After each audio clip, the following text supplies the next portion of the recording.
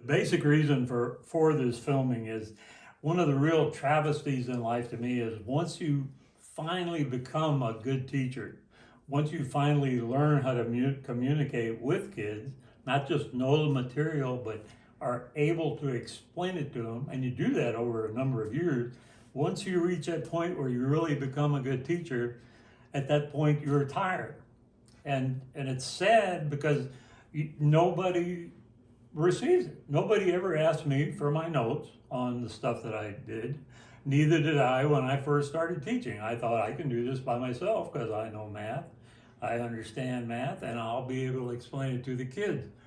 But the more I taught, the more I felt like I was getting across to them and getting them to learn it better. Because the best way to learn something is to teach it to somebody else. And that's what you do all those years. And you gain a little bit of knowledge all the time while you do that. And I just like to throw some suggestions out there to you guys. If you don't like it, don't use it. But it is some of the material that I learned as I was teaching. So basically, when I started teaching, I would first of all get up in front of the kids, and so some people talk about don't smile at them till the end of the first 6 weeks. That was the best thing to do. Well, to me, that was ridiculous. I told them I chose to be here. That I majored in mathematics at A&M, as you might have noticed on that thing, and I could be making a lot more money. I could be having a lot easier job, but I chose to do this because I really enjoy it. And I am fortunate enough to teach, to me, the most favorite subject there is in school. And normally when you mention algebra, people kind of cringe and say, oh, I just didn't get that at all. But algebra is a culmination of all the mathematics that you've learned so far. So that's what's so exciting about it. We're not just going to sit there and review all the material you've already learned. We're not going to be sitting here doing fractions and all that stuff and doing that over and over again. We're going to be learning a new language here that's capable of giving you the answers. It's kind of like when my son and I got to go hunting this year. We got to hunt in Colorado on a huge ranch, 30,000 acres. And we had some things, just little machines called a GPS unit. And that GPS unit was able to tell me exactly the terrain, even though I didn't know the country. I'd never been on it before. When I was able to talk to that machine, now you couldn't talk to it obviously because that machine, just like algebra, has its own language. But once you're able to communicate that to the machine, it told me everything. It told me where I was, what the terrain I was going to see in front of me looked like. It told me where I had started from. It left a breadcrumb trail of where I was going.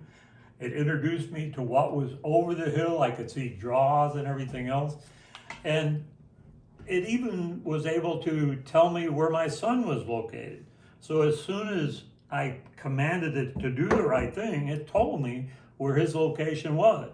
I was able to mark a deer with no problem. And I could go back to it, and I could even tell my son where that deer was located. But I had to learn the language of that GPS before I could talk to it. And that's what algebra is. It's just a totally different language that you have to learn. But once you learn it, it will tell you the answer. That's what's so great about algebra. It actually tells you the answer. It's like having a little GPS unit inside there that tells you the directions how to do something. So that's the most exciting part about algebra to me, is that we've now got down the basics, the whole stuff, and we're ready to go get them and explain to you what algebra is really like. The main thing you have to do for me, though, is be here. Okay, that is so important. It's like recharging your battery. If you're not here and miss a day, you're going to miss a lot of material, because I'm going to talk from the beginning of class to the end of the class, and that day is going to fly by for both of us. So that's the best part. You'll be impressed with how soon the bell rings. I always am, and that's the joy of teaching. When you're impressed with how quickly something goes like that, you know you're doing something right. And that's the fun part of it. So So hopefully that'll occur to you today as we're talking about this. But if you can't be there, again, make sure you either come by and see me, I'll be there early in the morning, or the best thing to do is just call one of your friends.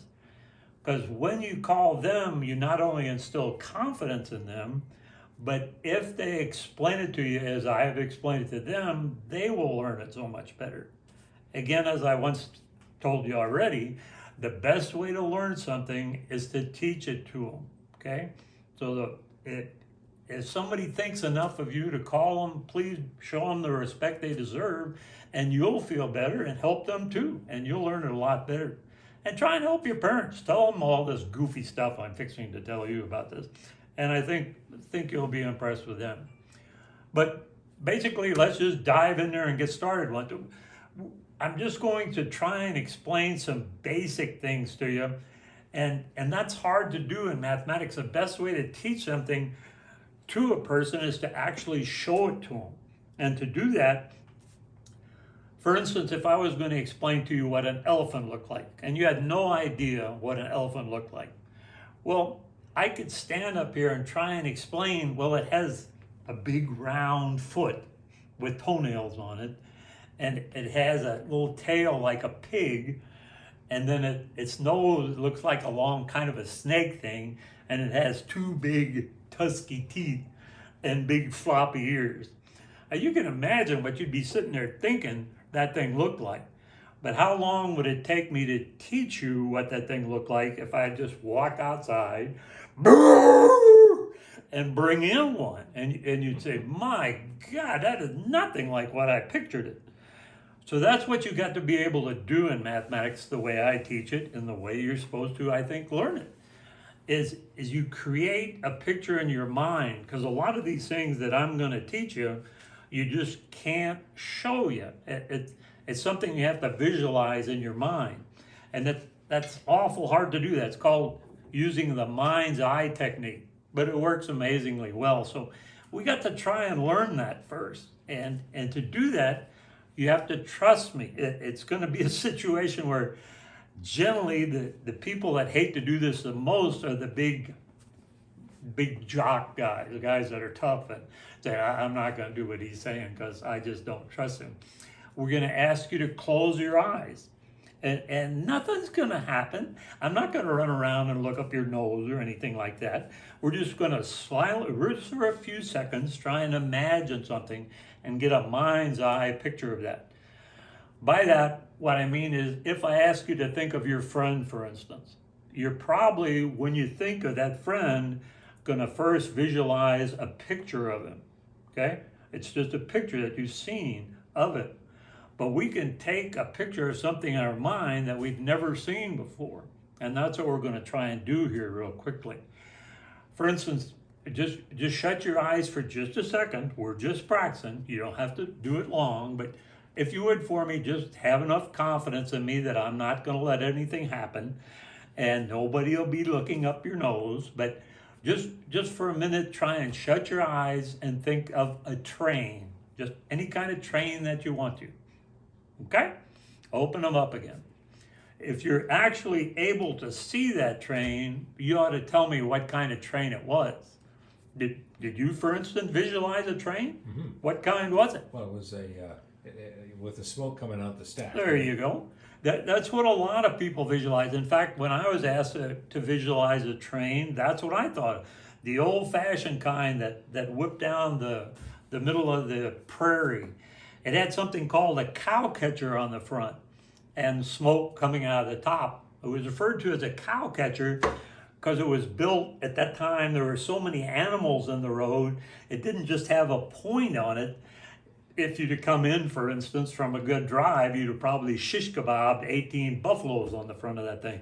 So it had a slanted groove to it on one side, kind of like your nose almost.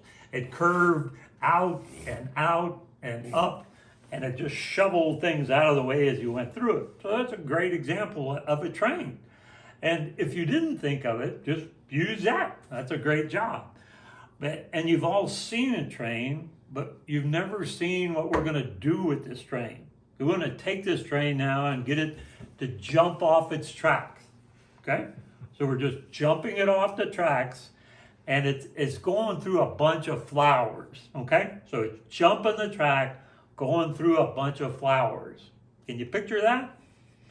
If you can, what were the flowers? Were you able to picture it? Mm-hmm. What kind? Sunflowers. Well, that is exactly the answer that I gave when they asked me that question, and a lot of people referred to it as sunflowers. Some people came up with tulips. It doesn't matter. Any flower that you want to, but we got to picture the flowers just scattering all over the place, and the bees flying out of the way and the stems crashing all over the place as this train is going through there. Okay? Now, you've never seen that before, I would take it, but you've got an image of it in your mind. And now that it's up there, you can't get rid of that thing. And sometime later in your life, maybe later today, maybe 2 years from now, you're going to picture all of a sudden a train going through a field. In fact, it's hard not to think of that. So just for 10 seconds, we're going to sit here, and I want you to just concentrate on anything you want to, but do not think of a train jumping off a track going through a bunch of flowers. Okay? So just try that one.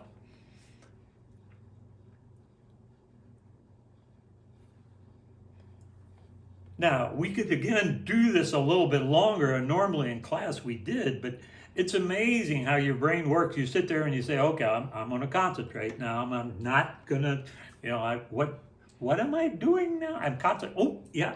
And pretty soon, toot, toot, here come that train, and it'll jump off a track. And you'll see it, whether you want to or not. It's hard to command your brain not to think of that. And you will picture that forever now. And that's what we're going to do with some of the stuff we're learning. We got to take mental images of it. Because as much as I'd like to show you some of the things in mathematics, I can't. It's impossible to show you some mathematical concepts. One of them, for instance, is the largeness of math. For instance, give me an example of a big number. Well, you might say 1,000,000, okay? And that is a lot. 1,000,000 is a lot of things. But in mathematics, that's an extremely small number, okay?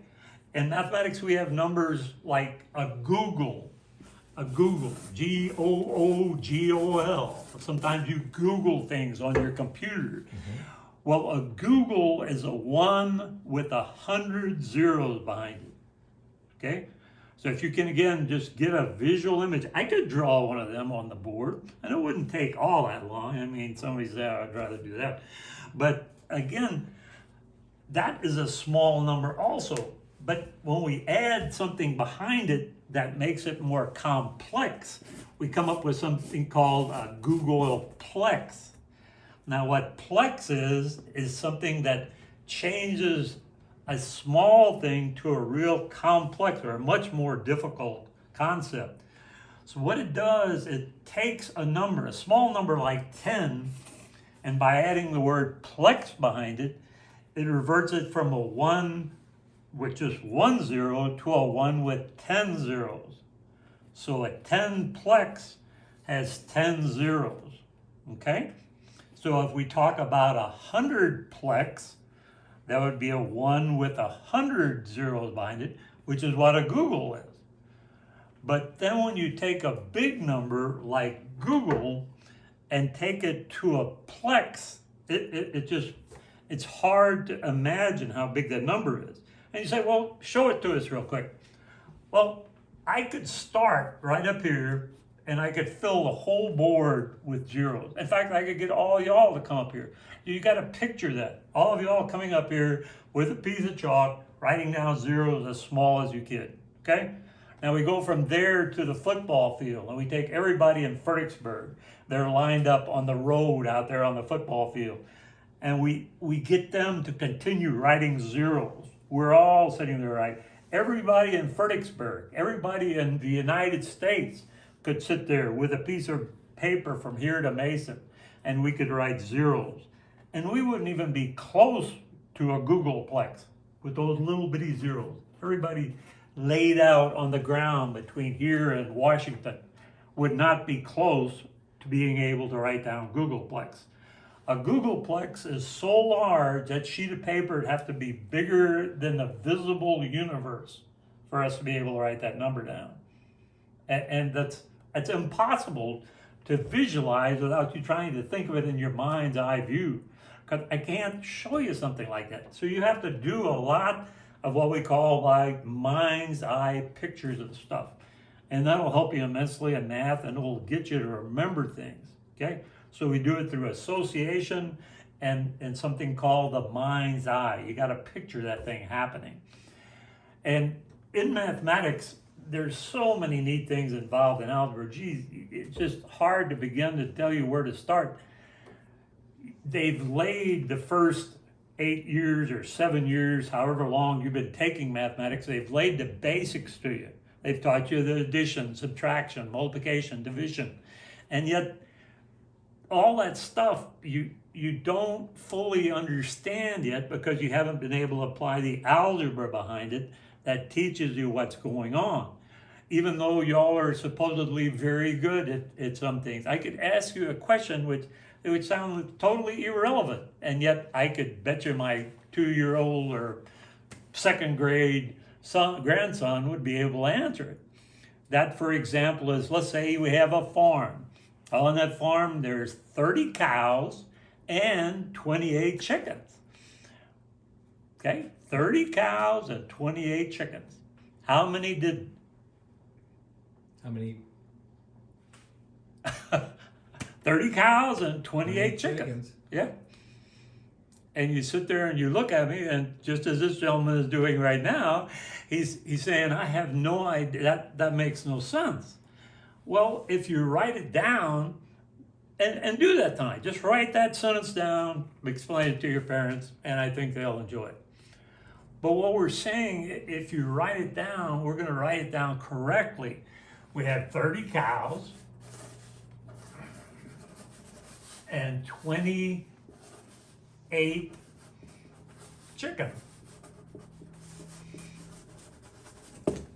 Okay? So what we have is cows that eat chickens on our place. Okay?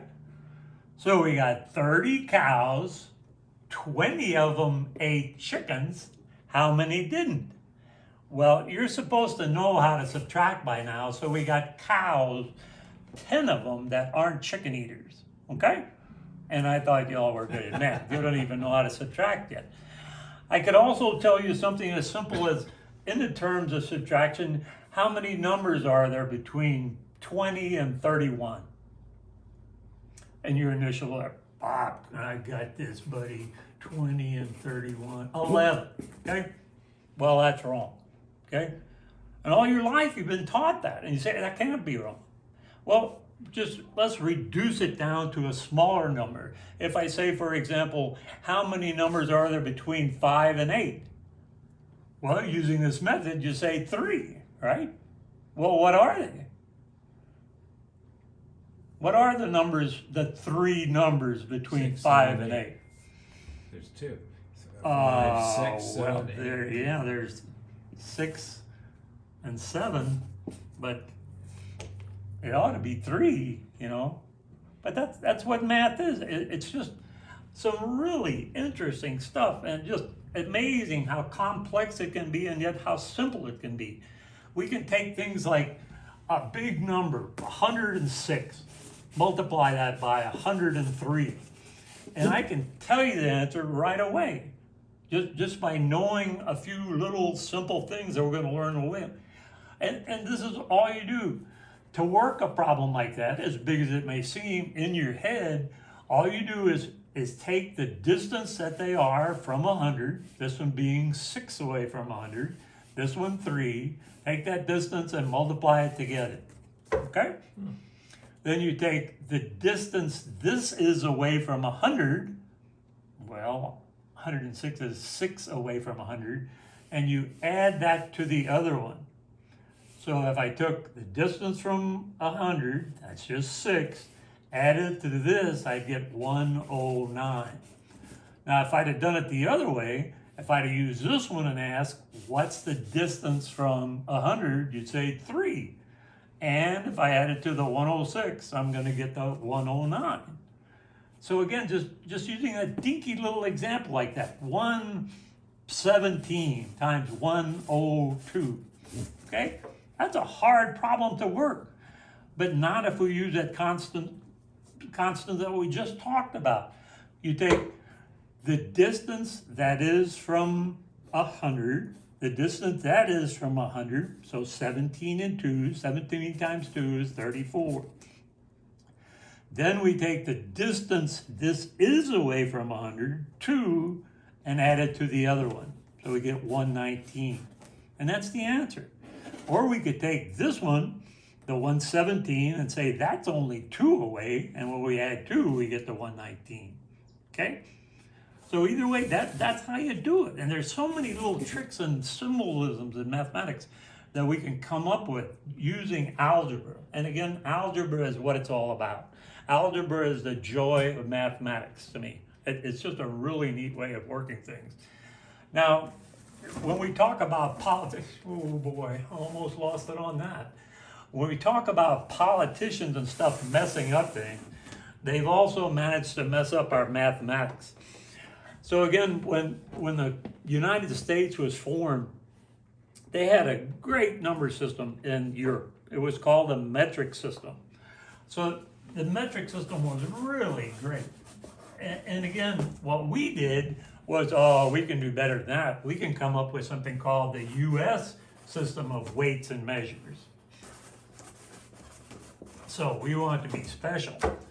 So what we did was take something that really worked well and really messed it up. And that's how come it's so hard for you guys. That's how come we have to work with fractions and stuff. Fractions stink, to tell you the truth. We want to go with the decimal value. That's where you're accurate and it's easy to work with. So we're trying to eliminate fractions. But in our United States system, they went crazy. They just started out and said, well, we're going to measure 3 basic things when we talk about any kind of a basic system. We're going to measure the length of something, the mass of it or the weight of it, and going to measure the volume of it. Okay? That's our 3 bases that we have in mathematics. So what we did was we took length and we came up with the squirreliest thing known to man. We came up with a unit called, well, what's a small unit of measurement that you can come up with? Inch? An inch. We came up with something called an inch. Okay? And you all know about how big an inch is because you work with it so long. And then we said, well, sometimes we're going to need to measure bigger things. So let's make that inch bigger. Okay? We're going to change it into a foot. How many inches do you want to be in a foot? Well, everybody thought about it, and I guess somebody said 12 sounds like a good number. So we got 12 inches in 1 foot. Okay? Then we went from feet to yards. And somebody said, you want to use 12 again? Oh, no. Let's mess them up a little bit and say there's 3. 3 feet equal 1 yard.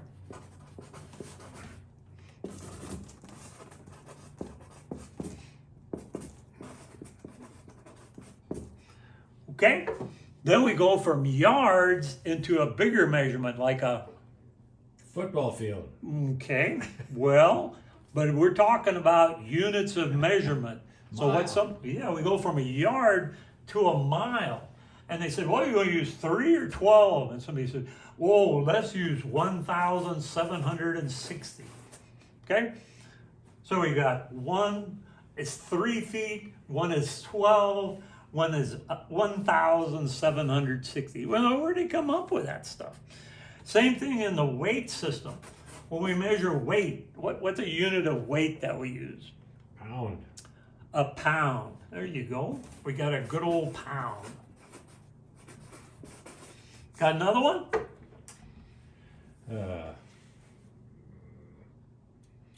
Well, right, there's an ounce. We could use something called an ounce. That's for a smaller measurement. And then we could also have a big one, Ton. like a ton. And we have a ton, I think you're all familiar with. So again, what they did there was they took that pound and said, how many pounds you want there be in a ton? You want to go with 1760, 312? And no, they said, let's make it easy for the people. Let's call it 2,000. 2,000 pounds in a ton. And then how many ounces you want? 2,000? No, they said, in a pound, 16 ounces. Okay? And then they even went into volume. And they talked about volume. When we talk about volume, we're talking about filling up something like an aquarium. So we have we could use a unit like, can you give me an example? A volume measurement? A gallon? A gallon, right? We have something called a quart.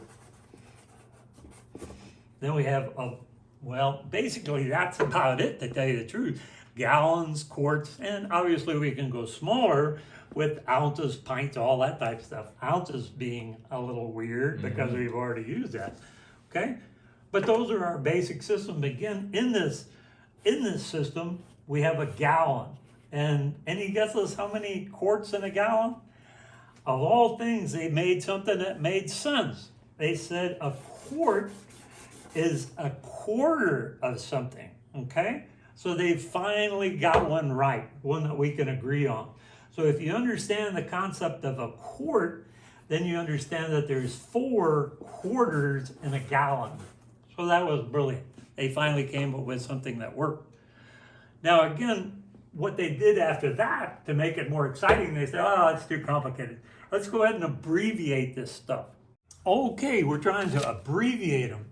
And they did pretty good at abbreviating. They started out with a good shape. They started like a mile. Let's abbreviate the word mile. So they took that and said, why don't we just call it M? Okay, boy, we're getting somewhere now. All right, so we're in good shape on that. Then they abbreviated something called inches.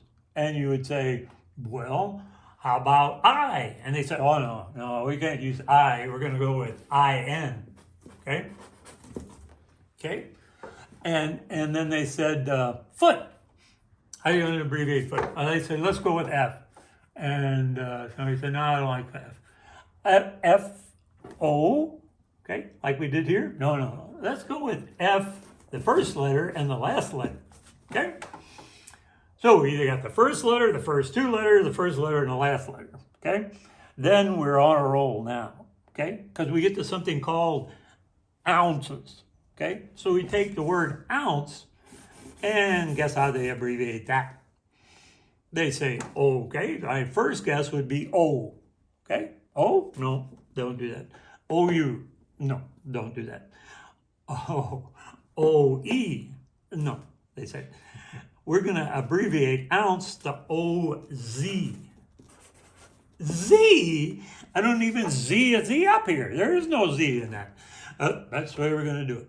Okay? And then you think that's bad. They turn around and come up with this guy. Okay? Pound. How are we going to abbreviate pound? They say, well, P. Let's do that. No, it's not P. PD. No. P-O. No. And then finally somebody back in the class will say, I got it. It's P-Z. Oh, PC. Right? Yeah, they that's snuck a Z in on us on that thing. So PZ, and they say, nope. The abbreviation for pound is LBF. So you try and figure that one out. Where'd they come up with that? It's like they're trying to make a thing so complicated, and it's so hard to convert from one to the other. That's what makes our system so difficult.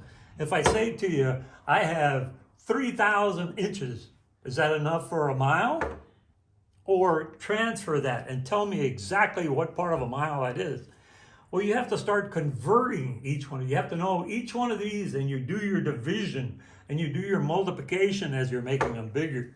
But in the metric system, they had such a neat system going in the metric system. In the metric system, they devised a whole new concept, but we already had that. That's what's so sad about it. In the metric system, I said, again, we have bases. We have our 3 bases of a meter, or again, a length measurement, a weight measurement, and a volume measurement. Okay? And what they said is, we're going to come up with a standard unit of length on that. So they chose something called a meter. And they liked meter because meters were real easy to step off. So basically a meter is about a step, and it's real easy to measure things in steps. When it came to weight, they decided it's a large step. Let's just put that. I know you can't read it. That's up to you. Write good notes. Weight, on weight, they decided, let's just go with something called a gram. It's about the weight of a couple of paper clips, a very small measurement, but they'll make them bigger in a minute. Volume, they decided to use something called a liter. Okay, a liter, they were so proud of us in our system, I guess, or we in their system, that they finally made this one make sense by calling it the only thing that made sense in our system. Remember the good old quarter of a gallon? That's what the liter is. Then what they did is say, well, sometimes we're going to need something bigger than a meter, bigger than a step to measure something with. So why don't we make it an easy number to multiply by? What to you, boy, y'all are all sitting there raising your hands and saying 10. 10 is so easy to multiply by because we either just add a zero or we simply move the decimal place over one unit. So we multiply 7 times 10, we come up either by adding a zero, getting 70, or by moving that decimal place over one unit and getting the 70. Same thing they thought on division. If we're going to make it smaller, let's divide by something. And let's be consistent with that. Let's do it all the way through here so we make it easy for ourselves. So they multiplied and divide these things by 10. And they said, what's a good name for it? How will we be able to remember? If you want to come up with the simplest way you can of trying to describe something that's 10 yards long, what would you call it? A meter. Nope. The simplest thing. When you heard it, you'd say, by gosh, I bet that means it's 10 yards. 10 yards. Yeah. You'd say, let's call it a 10-yarder. Wouldn't that make sense? If you had 70 10-yarders, you'd have 70 meters. And they said, yeah, let's do that. Let's just do that. So what they did was they took an old language, one of the ancient languages. We have Greek, we have Romans, we have Arabic, all kinds of numbers. And they took an old language and they took the word 410, okay? And those words were used consistently through here. So we multiply by 10, then we have 100, and then we have 1,000.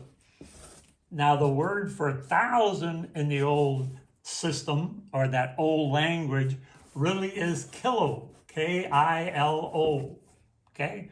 That's the abbreviation, or that is the name of 1,000. So when you say 1,000 meters, you're saying the same thing as kilometer. You're saying 1,000 meters. 100, that comes up with hecto, okay? The word hecto means 100.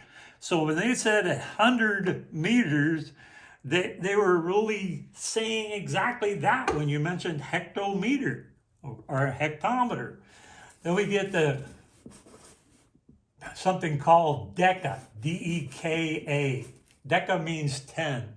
So when we have a decameter, we're saying exactly the same thing as you said a while ago. It's 10 meters long. It's a 10 meter. Then they took another one of the foreign languages and went downhill on the thing. They divided by 10. They came up with des. Okay? Then they came up with, after that, centa, which means 100. That's 10th. And then we come up with milla. That means 1,000. Okay? And by doing that, then, they simply told you how big it was. We're going to use a 10-yard measurement and measure this thing in 10 yards. Or we're going to use a 100-yard measurement or a 1,000-yard measurement. And it was so easy for them to make the conversions on that. And then they decided, why don't we go ahead and make this easier? Let's go ahead and abbreviate. We're going to abbreviate kilo to K, hecto H, deca D, Then we have what's called our bases. We got to figure out whether we're measuring the base of length, weight, or volume. Okay? So in this case, we don't know, and we'll just move on, go on down. Desa, they abbreviated that to D. Centa to C, and milla to M. And they looked at it and said, boy, that was easy. And somebody said, yeah, but you got a problem there. And you see what the problem is? All makes sense to me. Well, again, we've got two D's here. See, we have deca, which stands for 10, but desa, which stands for 1/10. So they said, heck, why don't we just go with DE? Would that work? Okay. No, not really, because this one They is. both have D. They both have D. Well, finally they came up with, why don't we just go with, like they did in the metrics in the United States, we'll go with the front and the last one. Then we're going to change this to DI, or can we just stick with D? Well, you could do D if you want. Yeah, just plain D, because now we got a difference between this one and that one. So we know the metric system, and all we got to do is move the decimal. But in order to do that real simply, we come up with simply a chart for that. Making conversions in the metric system is a cinch. You can go from the smallest one to the easiest one by just moving a decimal. But you have to know which way to move the decimal and how far to move the decimal. So we come up with something again called a mind's eye, or an association with something that we can remember these things with. And we want to do it in a stair-step manner so we know which way to move it and be able to differentiate between these letters. So we're going to write it down. And we got to make sure that we write it down right. Okay? So it's K, H, D, A. Then we have our base, whether that's meters, liters, or grams, I don't know. Depends on which one we're measuring. Then we have desa, centa, and milla. Okay? And what happens on that then is we are able to make something called a metric stair step, which allows us to count the massive change in these systems. This being an extremely small measurement, especially when we talk about a millimeter, that's a small measurement. But a kilometer or a kilometer is a big one. And yet to go from this one to this one, we simply move our decimal. And we move it the number of places we have steps. So for instance, if I told you we had 1846921 millimeters, okay? Millimeters. And we wanted to convert that into kilometers. Well, we're going from milli to kilometers, okay? So all we do is count the steps. We're going 1, 2, 3, 4, 5, 6. We move our decimal 6 places, 1, 2, 3, 4, 5, 6, and we're finished. That's a conversion, okay? You're gone. You've gone from the smallest one to the biggest one, and that's how long it took us. We could ask a computer, it couldn't do it that fast. But we've got to come up with a way to remember this. That again is the key. Doesn't do us any good to come up with this great chart that works super easy. Can you imagine again trying that over here with inches? Say we had this many inches. How many miles is that? Would you like to try and convert that? Even talking to Siri on my wife's phone, she wouldn't be able to do it as fast as we can do it in the metric system just by moving that decimal. But we've got to learn this. We got to learn this stair step. So we come up with, the kids develop sentences, just squirrely sentences in which they could remember using their mind's eye and coming up with a way to remember this metric stair step. And all they did was they came up with, I told them, just make up a sentence out of that. And they came up with such great ideas. And this is nothing that I learned, okay? It's just something that we learned as a class together. They came up with things like, kill him daddy, bugs don't cry much, okay? That was one of their favorite ones for some reason. Again, a weird one to me, but again, the kill him daddy has a D-A in it. bugs don't cry much, works out perfect. So we just say that, but we make sure we're writing it down right. Kill him, Daddy. Bugs don't cry much. And that's our chart. We can convert anything then, any of these measurements that we want to. We got the liters. Say we have 9,004. Oh, let's go with a big old number here. It doesn't matter how big our number is, okay? We can put the decimal anywhere you want to. And we can convert it just simply by looking at this stair step. So let's say for a second we have hectograms. What the heck is a hectogram? Doesn't matter. We don't even have to know. We just use our chart here and say, this is in hectograms here. This one,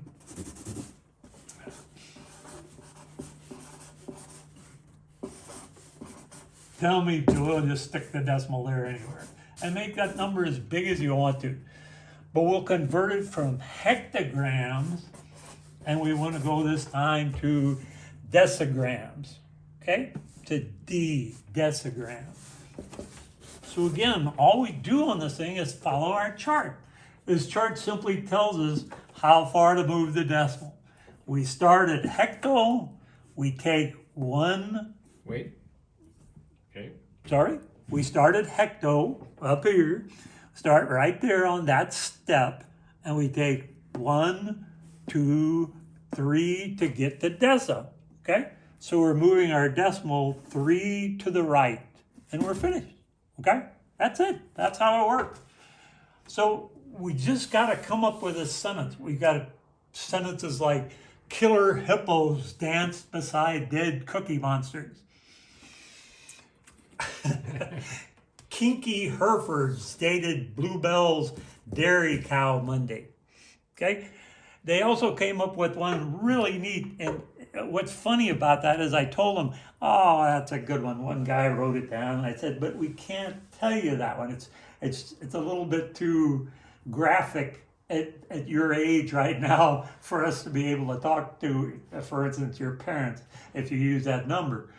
But I would like for you, or that memory technique, but I tell you what, I'd like for you to hear it. So do me this favor. When you get through with high school and through with college, I'd like for you to come back and ask me what that sentence was that guy came up with. Because it's a good one. And I'd really like to show it to you. It really works neat.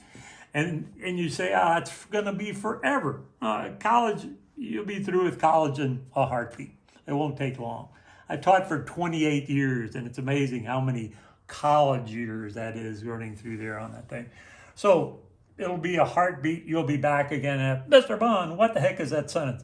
And I guarantee you some of you will come back. It's amazing how many people have come up and asked me, okay, I still remember that question. Now tell me the answer. And I give it to them. So again, if you can ever prove to me that you're out of college, I'll tell you. But again, that's another story. Again, that's just a metric system. It's so easy, so simple. Even on measuring stuff, what they do in the metric system is they go out how many units? Every time they go out 10 units. In our system, we have an inch. When we take an inch, we have to break it down into a smaller piece called quarter inch. Inch. A half an inch. Yeah. So on a ruler, we have a mark like that. That's the whole inch. This thing is broken down now into a smaller part called a half an inch. Then we break that half an inch down to a quarter of an inch. Okay. Then we take that fourth and we break it down to an eighth, and then to a 16th, and then to a 32nd, 64th, 120th, whatever you want to. But we have to put little marks on a ruler, okay? And that's hard as heck when you're standing on top of a ladder looking at that ruler saying, geez, what are all those lines on that ruler? We got 1 inch out here, and then we got a big one here, and then a smaller one here, and then we got little bitty ones here, and then you're supposed to measure with that ruler and tell me how big it is. Well, this particular ruler has been chopped up into eighths. So each one of those little marks as you're hanging up on the ladder, trying to count how many they are, in this case, is represented by eighth. Sometimes it's by fourths. Sometimes it's by 16th. And it's extremely difficult to use that. But again, in the metric system, everyone is divided up into tens. So in between there are going to be 10 little units, okay? And you just say after 10 comes 11. That's how that works. And then 12, 13, okay? And you're finished. You have a perfect example of a great ruler. So don't ever let them tell you that our system is better than the metric system. We ought to convert over to it. One of our presidents tried to do that, but we had too many guys that had tools based on this new United States system. And it became a real headache for them, and they finally said, the heck with it. We're going back to the United States system. And that's when we have to learn these dinky thing called fractions. One other thing that I'd like to explain to you real quick, I know we're running a little short on time here, and a little short on graph boards up here. Again, I'm sorry to use something as poor as this. I'm basically a chalkboard fan myself. My daughter-in-law would have a heart attack if he did it. I was still using a chalkboard. But again, I'd like to talk just a little bit about a whole different concept, another branch of mathematics, so to speak. This has to do with, again, you're shutting your eye for just a second and visualizing that you're an acorn. Okay, you're an acorn hanging up in the tree. You can open up your eyes for a second if you want to and see that everything's still cool. Okay, shut them again.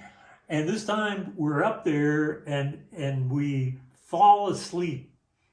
And all of a sudden we just fall out of the tree and we hit the ground so hard it knocks us out. Okay? And time goes by. And this little acorn is picked up by a squirrel. You got to picture that. That little squirrel grabbing that acorn, and he runs over there and buries it for the winter. Okay, he's going to have that thing for the winter. He got acorns buried everywhere. You're one of the lucky acorns because you weren't found that winter. That squirrel forgot where you were. He had so many acorns out there.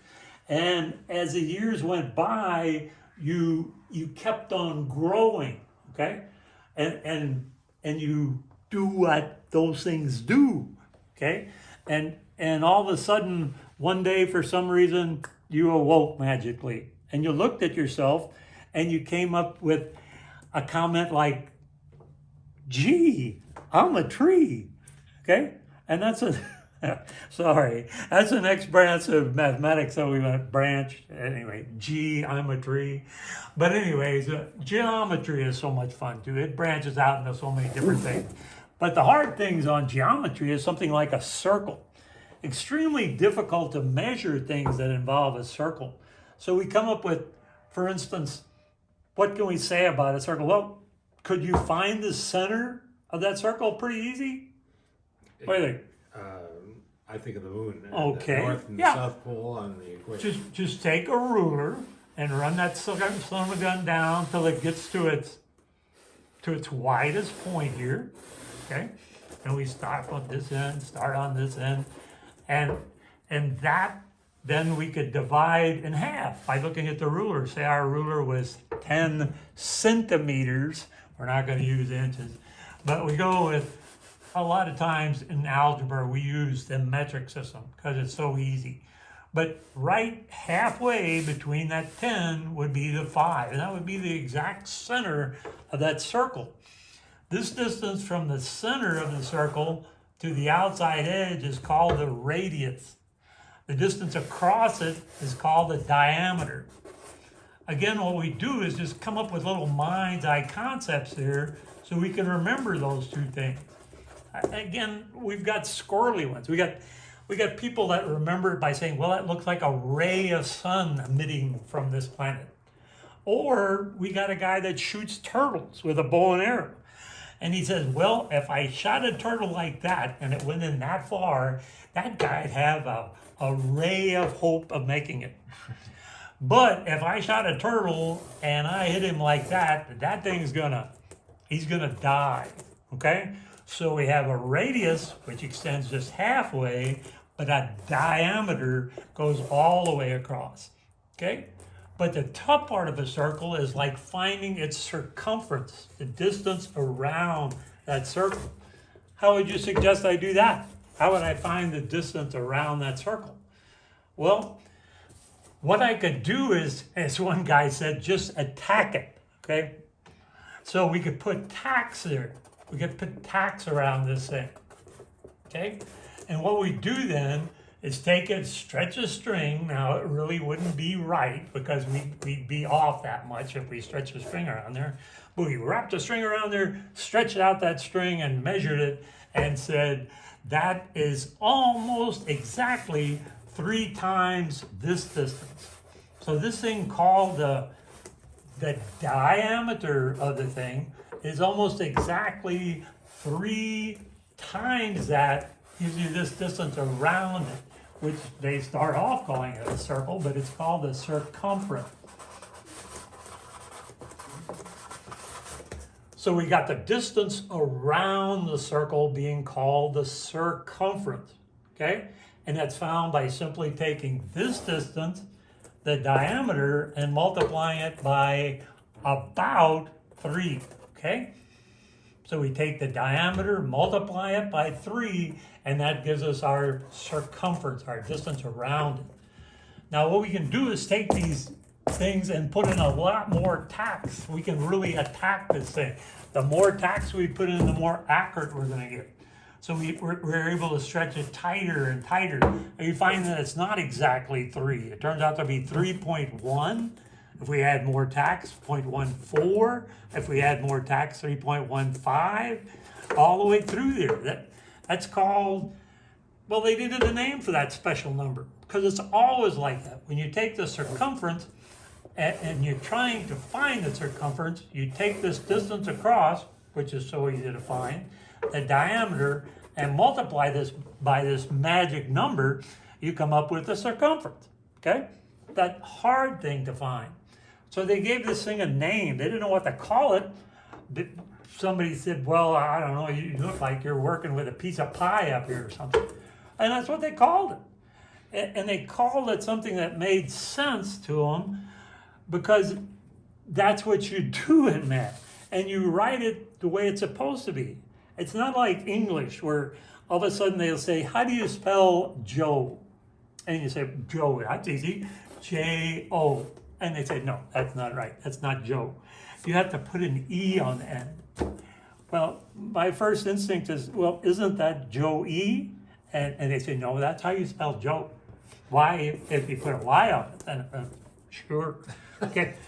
So here we come up with a statement called pi. And they said, well, you already know a pi, so we're going to come up with a symbol for it, okay? So, excuse me, they looked at this thing and said, what do you want to call this number? And they said, well, it looks like a piece of pie, so why don't we just call this special number, this real neat number, pi? And it's not just 3.1415. It can be as exact as you want to. It keeps on going for a long, long distance. A good friend of mine once taught me, he said they had to learn pi to a set number of digits. So again, he did it by using a sentence. He came up with the sentence, how I wish I could recollect a circle round the exact equation Archimedes unwound. And you say, what the heck is that? Well, it's just, it was a sentence he came up with that gives you this number out to it as far as you want to. Okay, this number is not exact.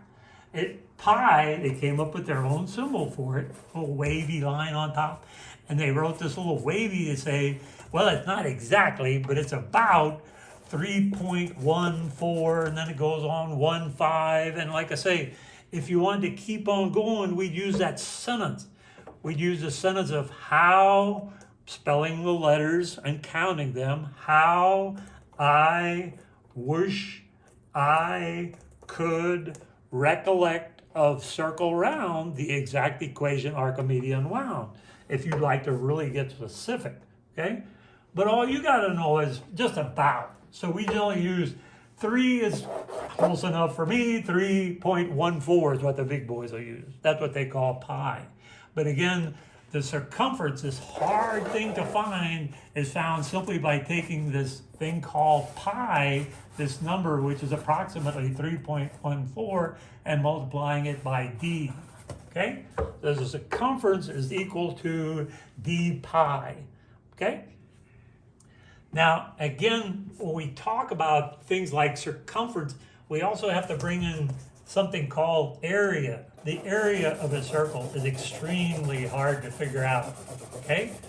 But with a little work, mathematicians were determined that the area of a circle is found by simply taking pi and taking the radius and squaring it.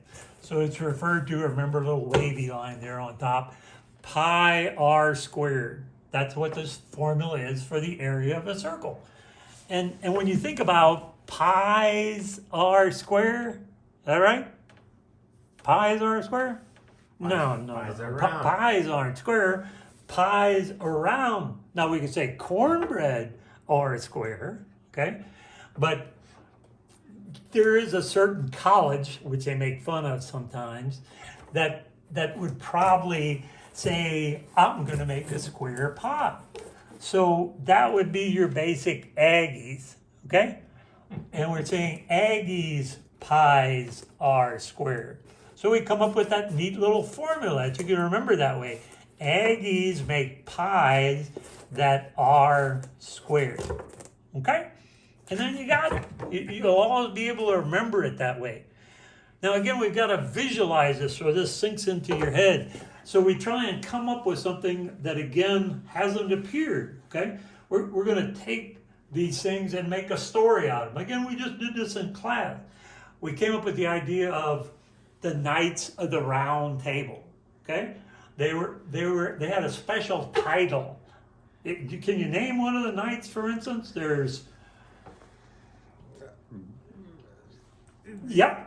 a Sir Lancelot. Oh, that guy. Remember? Yep. Yeah, there was a Sir Lancelot. And there was a Sir Kay. To this, we're going to add a new knight. His name is Circumference. Okay? So we got Mr. Circumference coming in here, joining the round table. So they're all sitting there one night, all the knights of the round table, and they're eating lunch, and they decide it's time for dessert. And guess what they're having for dessert? Cornbread. No, they soup. are having pie on this thing, okay? So circumference, he says, pass d pi around d table, okay? So that's where you get this visual image of circumference passing d pi, okay? So if we want to go around it, we simply use d pi. That's how you find the circumference of a circle. And you can always remember it like that. By just passing d pi, it goes around d table, okay? If it was a square pi, that was back to your Aggie theory again. Because Aggies make what? Pies that are square, okay? And that's your two formulas. And you can always remember it that way. It'll stick with you forever, even if you don't want to, okay? One thing I want to talk about before we leave the metric system, again, is I'd like for you to be able to exist out there in the real world, for you to be able to have some reference to how our system relates to the metric system. So in our system, basically we have something called an inch, okay? That's our main measurement. And in the metric system, when you talk about measurements in the metric system, remember we have something called, well, the basic measurement is a meter, okay? And that was based on a long step. Remember that was that big one that they thought a lot of. We can step off stuff and measure it like that in meters. A meter is just a long step. So that's the way we're going to measure it.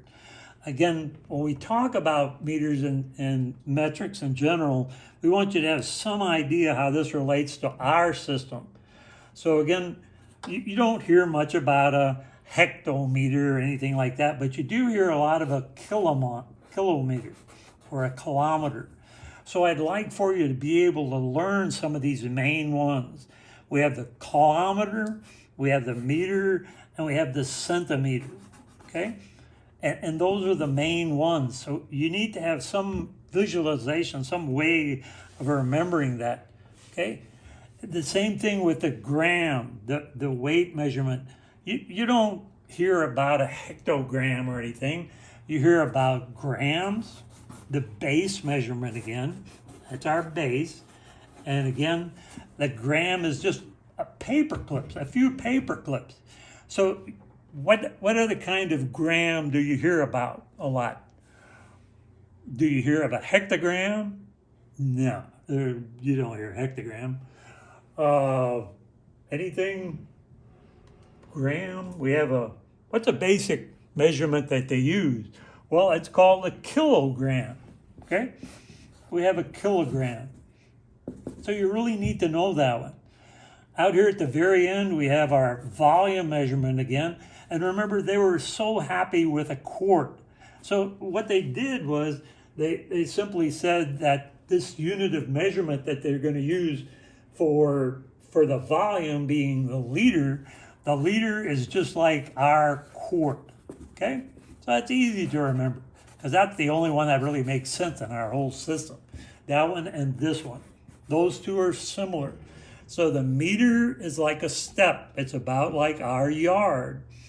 Okay? The quart is exactly almost a liter. Okay? And remember, there are 4 quarts in a gallon. So you have some reference of how that European or that metric system relates to ours whenever you hear it. So a meter, about like our yard or our step. Okay? And then we have a kilometer. Now, a kilometer is a little over half a mile. It's 0.62 miles. Okay? The centimeter is like our inch. It's a little less. It's 0.4 of our inch. Okay? The kilogram, again, a little over 2 pounds. So 2.2 if you want to get a little bit more exact on the thing. Okay? And the gram, again, they don't use that much. It's so small. But I'd really like for you to try and remember those. Okay?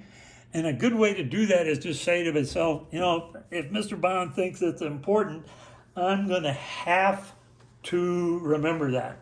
Okay?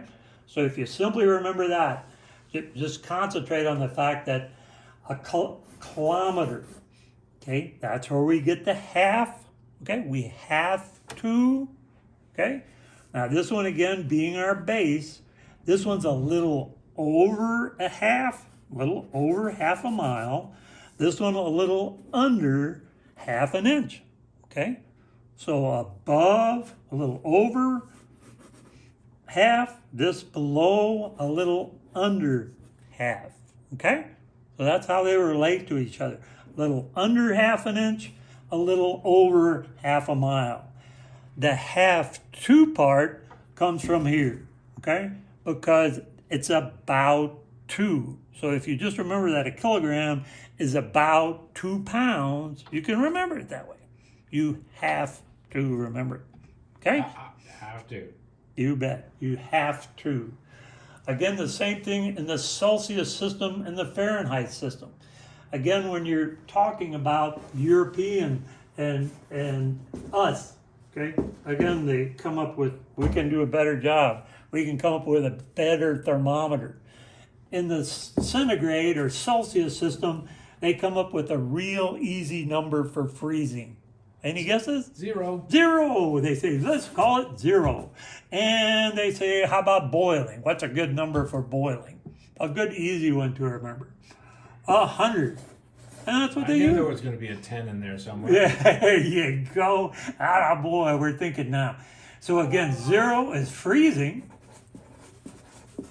and 100 is boiling. Easy peasy. You betcha.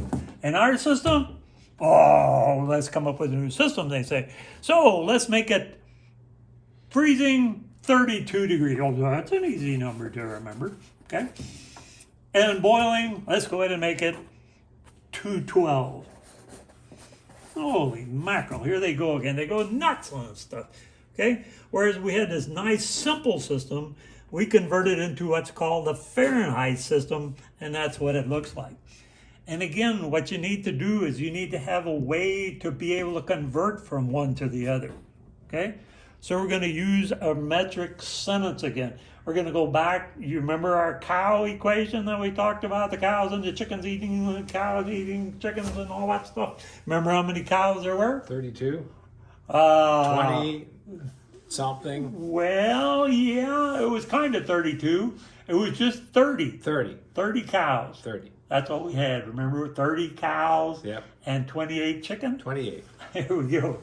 So again, what we do is come up with a neat sentence that gives us some idea of conversions.